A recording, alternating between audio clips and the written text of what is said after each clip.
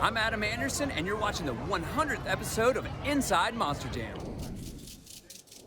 Thank you, Adam. Welcome to Inside Monster Jam, powered by Lucas Oil. I'm Scott Jordan. As he said, this is the 100th episode of Inside Monster Jam, the official Monster Jam podcast. I wouldn't be here without you. And why is 100 special? Because in seasonal television, anytime you reach 100, that means you've arrived. That means there's an interest. It's a milestone, and I wanted to celebrate it. Now, a couple years ago, we did the 50th episode. We celebrated with the Inside Monster Jam mailbag, where you submitted your questions, and I answered them on the air. So we're going to do that here. The response was overwhelming. Thank you so much. I'm going to get to as many of them as I can. It is me and you for the next 30 minutes. Let's buckle up, Buttercup, and get right to it. So this one comes from Facebook, Christopher Allen, our good friend over at the Monster Truck Hall of Fame. He says, how did the totally awesome Monster Jam channel on Pluto TV come about? Of course, you can see 24/7 channels on Plex TV, Vizio Watch Free Plus as well, but it's all these fast channels now. The need for more Monster Jam content is always there. We keep bringing in new fans. We keep getting bigger and bigger and bigger. We have that slogan, as big as it gets, and we are a global phenomenon. So to reach all of these fans and to allow them to see some of our historical and classic content, we bring these 24/7 fast channels to the table. We allow you to get home anytime at night, wake up in the morning, and see Monster Jam stadium events, arena events, even inside Monster Jam on some of these channels. So the more content, the merrier, and that's why we have those fast channels. Jalen Edwards Smith, given the fan response, is there any chance the World Finals format will be changed to more traditional format? I got this question a lot. So Jalen, I love you, I appreciate you, but everybody that asked this question and about the expert judge, look right here into the camera. It's me and you. No. I went to Jamie Dulsing for this. I talked to him about that, and Jamie is a stand-up guy. He loves to answer your questions, so Jamie has agreed to come on this show 2 weeks from now and answer these questions. He will discuss the World Finals format. He will discuss the expert judge. He'll fill you in on the state of Monster Jam and what cool things are coming up. But we're going to World Finals. I'm excited about the format, and Jamie will be here to discuss all of that with us. We do have a fan question. Jessica Dahl on Facebook, also at Dolled Up Racing, submitted a video question. Let's see what Jessica has to say. Hi Scott, I just wanted to know, which current Monster Jam arena driver do you see making the biggest impact in the monster truck industry that is up and coming? Thank you. Thank you, Jessica. I love the Sparkle Smash RC truck. Woody Woodrow 98 actually asked something similar to that. I'm going to have to say John Zimmer Jr. He is back in a big way now with Sendit Motorsports. He has terminal velocity within 34 points of a series points lead. He could become the first independent driver to win a series championship, and I think we're just touching the tip of the iceberg here to what John Zimmer Jr. can do as an athlete and a star. I hope he gets an invite to the main field at World Finals, and I hope we see him compete for a world championship. Ben Bergdorf is asking, will you do an episode about the 25th anniversary of Monster Jam World Finals, which turns 25 on March 25th? Well, first of all, happy anniversary to Monster Jam World Finals. And the answer to that, Ben, is absolutely yes. I would love to do that, and I think we're going to make that happen. That lineup was unbelievable. Just looking at some of the names here, with Tom Meents winning racing over Scott Hartsock, with Dennis Anderson winning freestyle. You had all four WCW trucks in that show: Goldberg, NWO, WCW Machine, Nitro Machine, Sting, Medusa was in there, King Crunch, Avenger, just a star-studded lineup. So absolutely, we will talk about World Finals turning 25.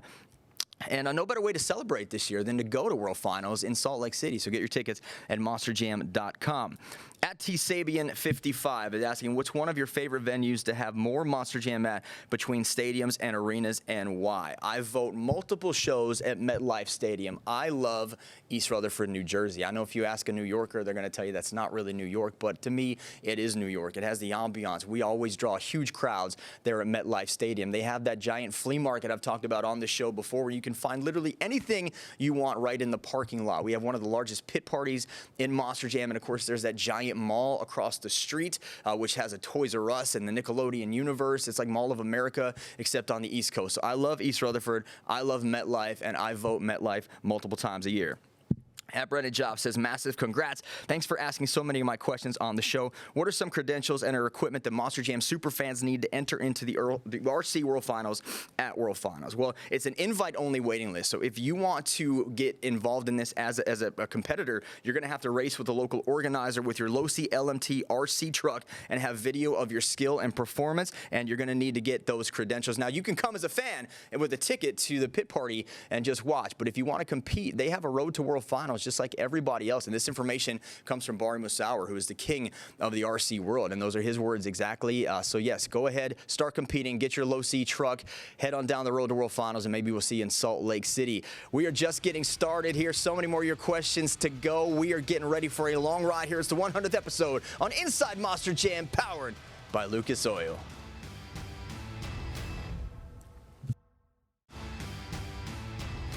I'm Kayla Blood, and you're watching the 100th episode of Inside Monster Jam. Thank you, Kayla. Welcome back to Inside Monster Jam, powered by Lucas Oil. As she said, you're watching the 100th episode of this show, the official Monster Jam podcast. We had some great questions in the first segment. Now we're going to get right back to it, to more of your fan questions. Brandon Matthews on Facebook says, what's the one thing fans wouldn't know about the sport, whether it's behind the scenes or an unspoken rule that most drivers and crew members know? I don't know anything about any unspoken rules. I do know a lot about what goes on behind the scenes. One thing I would love to show our fans more of is what happens here at the studios every November. It's our annual Monster Jam Summit. Everybody comes in. If you're a driver, a crew chief, an executive, an official, a host, a pit reporter, you come in and you're here for a week. You learn all the ins and outs of the sport. If you've never done Monster Jam, it's your intro, it's your workshop. So you learn everything. You learn about safety, you learn about policies, you learn your tour, you learn your formats, you learn your drivers, you learn your trucks, and then all the drivers come in, they do their media for 2025. So we sit them down in this room right next to me, actually, with a screen behind them, and we ask them the questions that you see on some of our specials, on some of the live events. They do their runway picks. I'm sure some of you have seen those on Instagram, where they get in their fire suit and they stand there with the big screen with their name and their truck on. It's a lot of fun. I would love to be able to show that to our fans. So maybe next year we'll see if we can bring some more behind the scenes footage of the annual summit to you, so you can see all that cool stuff that happens here. Woody Woodrow 98 says, congrats on 100. Who, in your opinion, is the driver we should keep an eye on in the next few years to come? There's a lot of names on the top of that list, Woody. I'm going to start with the Robbins brothers, Montana and Triton. These two have come in with Plain Crazy and Crazy Train, which if you've never seen those trucks, please go to a live event and see them. They are so cool. But these are two brothers out of Buffalo, second generation, and they've come in. They won competitions on their first night out this season, and they've also just won an overall. Triton won the overall in Worcester. So these two are guys that I think, given a rookie season, they're already winning competitions, but I think given a year under their belt, we can see a huge sophomore jump for both of them. Dalton Widener has to be on the top of that list. He's in his first Stadium Series. He goes from Arena Racer of the Year and Rising Star to being third on Stadium Championship Series East. Tyler Mennigan and Bari Musauer are the only two drivers on top of the leaderboard of him, so he has a shot at a series championship, and Dalton is a driver, doesn't matter arenas or stadiums, he is going to beat you any single night. We do have another question here from Avengers Racing, our good friend Wayne.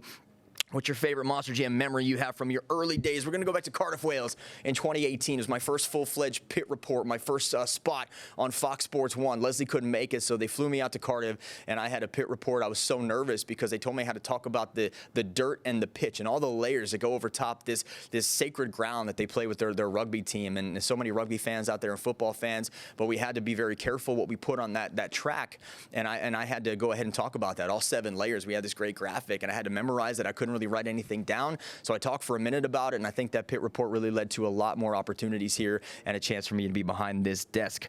We do have a video question. Let's go to the video for At the Racing Genius to see what he's got to say. Hey Scott, TRG 88. Since Monster Jam has its own Hall of Fame, what would be the perfect venue, city, to host the Hall of Fame itself?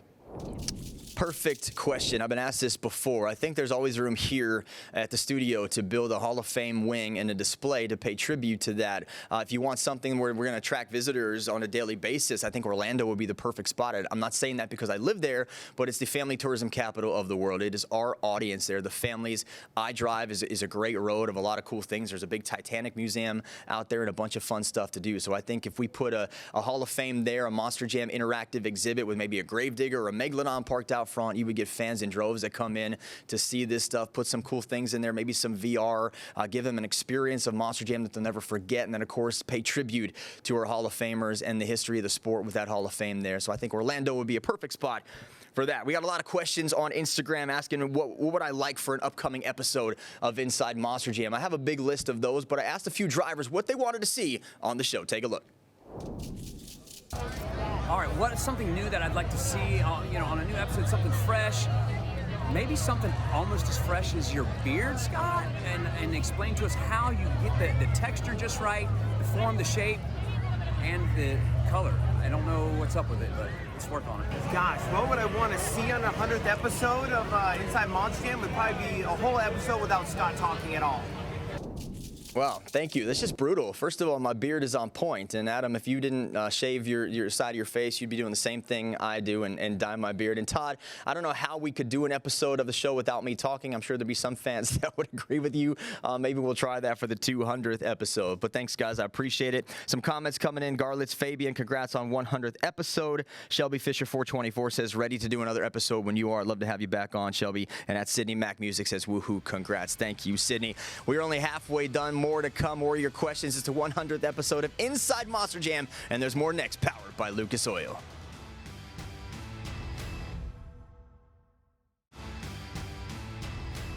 What's up, Monster Jam fans? You're watching the 100th episode of Inside Monster Jam, powered by Lucas Oil. Now let's get back to the studio. Thank you, Tristan. Welcome back to the studio. As he said, the 100th episode of Inside Monster Jam, powered by Lucas Oil. We're celebrating, and thank you so much for being here. I'm Scott Jordan. It's the official Monster Jam podcast, and we are going to get right back to the fan questions. You guys have been so awesome submitting your questions to me each week on Instagram and Facebook, and this one a historic event for us here at Monster Jam. So thanks so much for getting those questions in, and let's get to it on Instagram. At spinmaster_monster_jam says, what was your first ever World Finals you got to attend? Well, that was my first season, my rookie year. It was in 2017. I was the host for the RC World Finals. We talked about that earlier with that experience, but it was so cool to be there, to be a part of the World Finals event, and to be a part of that world and transform RC World Finals into this big, fun stage. There were so many people that came out. Everybody was so awesome to work with. We do have another video question at Brody.Hull2 has a question about primetime. Take a look. What's going on, Scott? Congratulations on 100 episodes of Inside Monster Jam. My question for you is, how is an episode of Monster Jam Primetime recorded and produced? Thank you. Thanks, man. It's a very long process, and it starts with the actual events. You know, we have formats that we do, which live here on our computers in a format called Rundown, where we basically format the show. So we write the show based on what happened, the intro. You got to bring the storylines in, and then the action that happens on the track takes place in real time, and those are real results. And we talk about those, and we plan this episode. We get out there, we film all the action. Once it happens, it comes back in. We have a huge team of editors and producers and directors and incredibly talented people that put the show together. And then we fly in Mr. Enticknap. He's got this fly-in deal where he gets to come here and fly in, and then we just have to deal with his busy schedule. You know, he's a big Supercross star, with us in Monster Jam now, and we sit at the desk, which is right over here. We're going to show you some behind-the-scenes footage of that, but Adam and I sit there, and light goes green, and we go ahead and give this thing a roll. You know what, I talked about behind the scenes of Primetime. I decided I'm just going to show you anyway. So right now I'm on the set of Inside Monster Jam. We're going to make some magic happen, and follow me. We're going to come over to the Monster Jam Primetime set. We're joined by the one and only Adam Enticknap, the Seven Deuce, my broadcast partner. We are about to film another episode. We're about to film some San Antonio. Give the fans a little insight on what we do over here. Well, we come in here, we watch Monster Jam, and we do our best job to kind of give you guys the best show we possibly can, and I get to have a lot of fun with Scott. I definitely enjoy it. It's a little weird with the lights. If you get a shot with that, something people don't see, like these lights up here in your eyes, and a little behind the scenes. And then let's turn around a little bit. We got some cameras here. These are the monitors that we get to watch. We also, have a big illustrious production truck that's built into the studio. So let's come on over here and see some of the hardworking folks behind the scenes. Take a look at our production wall here with all of our producers and directors and everybody. This is what we see. This is how we put the show together. We have 2 rows of that, and then behind the curtain, we have not the Wizard of Oz over here, but Tyler, a wizard in another way. So he's over here running some clips. But basically, this is like bringing our own production truck to the Monster Jam studio. That's how we film it. We're about to make some magic happen here. You asked for it, we gave it to you. Behind the scenes of another brand new edition of Monster Jam Primetime. Just a lot of fun being here in the studio, and Primetime is a new upgrade to our television show. So thanks for the question. At Jordan Lash 44 says, what was your reaction when the professor of Monster Jam announced his retirement last season? And how does a Monster Jam fan come on board with the Monster Jam team? Well, my personal reaction to Tom was bittersweet. Well-deserved retirement for him, but also very sad because Tom Meents is a generational driver. We will never get another Tom Meents here. And so to have to say goodbye to what we saw from him on the track, and just as a person, being around every week and seeing Tom on his bike backstage, it's just always a thrill. And that fan in me sometimes had to be brought down a peg for the host, Scott Jordan, to interact with Tom. But yeah, just a great, well-deserved retirement. He's still around, obviously, at MJU, still doing his thing and training a new generation of drivers. Now, if you want to drive in Monster Jam, want to be a part of the team, MJU is your best option. Try to get an MJU. Drive something big. Drive a truck. Show your worth. Bring some videos to the table. Get recruited. Go to MJU. Work with Tom. Work with Camden. Train. Get an opportunity for a tryout. Make the best of it. I think that is one way to go. Another way to go is to go to the independents. Go to the independent teams and volunteer. Nothing's going to come easy. It didn't come easy for me. It's not going to come easy for you. It's not going to come easy. Volunteer. We work on cars, work on trucks, learn everything you can. Go get an education, go to school, and then apply your craft and make your way around. Volunteer. And as long as you are dedicated and want to do this and this is your dream, then good things will happen. So, yeah, that's a great question. We also have our website. If you want to do another role with Monster Jam, go to our website at feldentertainment.com and careers and apply, and maybe we'll see you here next week. Who knows? All right, we have a question here from Daily Colvinard. Do it. Our great Instagram fans that always post the Colvinard video day after day. I love that. They say, what is your favorite Monster Jam event that takes place in Florida? Well, we know mine is Orlando because it's just a short drive from my house, but I wanted to ask two Florida guys what their favorite is, so I asked the Pags brothers. Take a look at what they had to say. It's got to be Miami as my favorite place to go to. We got a freestyle win last week, and the overall everything was good. My favorite Monster Jam event to do in Florida is got to be here at Raymond James in Tampa, Florida. And now they both have wins on their favorite track, so well done. All right, a lot of questions about Sparkle Smash here. Monster Kid at Sparkle Smashers at Matt Pendergast all asking, what did it feel like when Sparkle Smash got announced? Would you redo the trucks that you wanted to drive in the previous episode? If you were given a chance to drive a current Monster Jam truck, what would it be? The answer is still Sparkle Smash, and I talked to Kayla about that, and I told her that is my goal, is to have my kids see me drive a Sparkle Smash truck. How great would it be for me to come out of the tunnel at Salt Lake City and Sparkle Smash and just, blow the unicorn horn and call it a day and come back to the booth. That'd be great. Wishful thinking and a pipe dream here, but hopefully we make it come true. Mike Trapper 04 asking about my boy band days. Always talk about your boy band days, never expound on it. I'm very curious. Well, Mike, if you watch the season premiere of the K Young Takeover, I talked about the boy bands. I mentioned them all. I'm going to do you one better. I'm going to show you one right now. I'm going to show you my European boy band 21.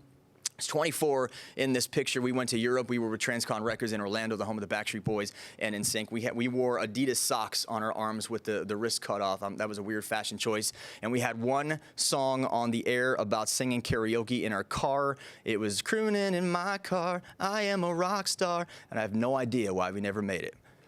Moving on. Let's go. Tidal Wave Tour. If you could create your own Monster Jam truck, what would it look like? I would love to see an inside Monster Jam truck out on the track with our logo. Same thing from T. Sabian. Sweet Honey Milk is saying, for women drivers, what obstacles do you think you faced that men in Monster Jam didn't, if any? I went right to Kayla for the answer. Let's hear it.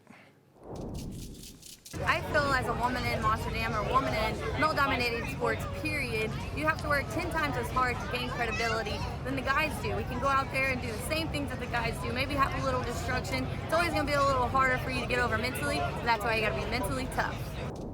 Kayla, very much mentally and physically tough. All right, let's keep going. At Monster Truck Aftermath asking, if you could bring back any truck and driver pair, what would it be? Also, congrats. I would go with George Belhan and Mohawk Word. I would love to see that partnership come back. I'd also love to see Todd Metal Militia and Colton Doomsday. Colt's gotten too pretty since TV, and I think he might be prettier than me, so let's put that helmet back on him in Doomsday.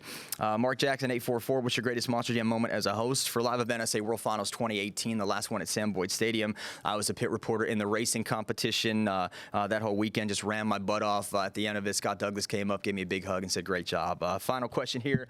Meg Rail fan Matt P. asking, what's your most memorable moment from Monster Jam or a specific event? Miami as a pit reporter, all hands on deck for Team Scream. I helped him with the transmission, got oil all over the place, and then sang the national anthem with a hoodie on in the bullpen. So that is it. We got another segment left with your questions. Stick around. More Inside Monster Jam powered by Lucas Oil with the 100th episode is next.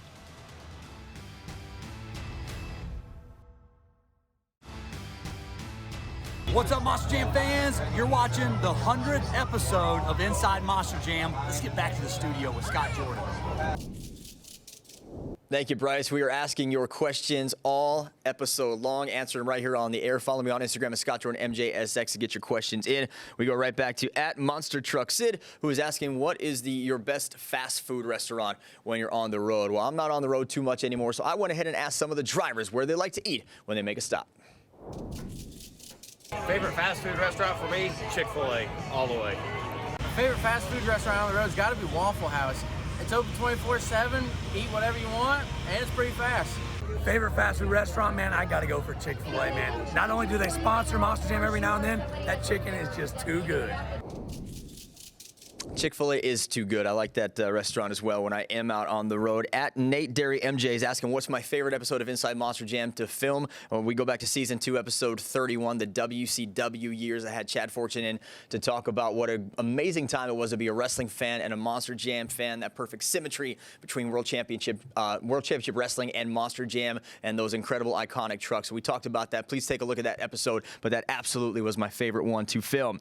@MaxD_Matt is asking, what's one of your favorite non-winning World Finals runs? And congrats on 100. I'm going to expand that to give you my favorite freestyle run of all time in Monster Jam 2017. Ryan Anderson, Son of a Digger, the JMA Wireless Dome. At the time, it was the Carrier Dome, I believe. But Son of a Digger just all over the place. I was there as my rookie season, smoking almost the entire time he was running the truck into the ground, stop after stop, save after save, move after move. Just when he thought he was done, he pulled something else out. Plus, I got to go on top of the JMA Wireless Dome and take a couple pictures. It's like a giant bounce house up there, so that was a lot of fun to be there. But Syracuse for sure 2017, Ryan Anderson. Monster Aviation is asking, how is your Colt Stevens pillow doing? Well, I gave that to Colt after we did the game show. I hope he still has it. Maybe it was an engagement gift for his fiancee Miranda, so happy engagement to you. Congratulations. And if you have the pillow, Miranda, hang on to it because I miss it. @Sleeves199 says, want to give you a special congrats on this, bro. Hope all is well. Can't wait to watch more. Thank you, buddy. An Overgrown Child said, what's been your favorite part of hosting the podcast over the years? Well, just this, being in the studio every week, breaking news, talking to some of the biggest stars in the sport and peeling the curtain back. It's been awesome. Thank you so much for your part in it. Here's to the next 100. I appreciate you, and I'll see you right here next time with another brand new edition of Inside Monster Jam, powered by Lucas Oil.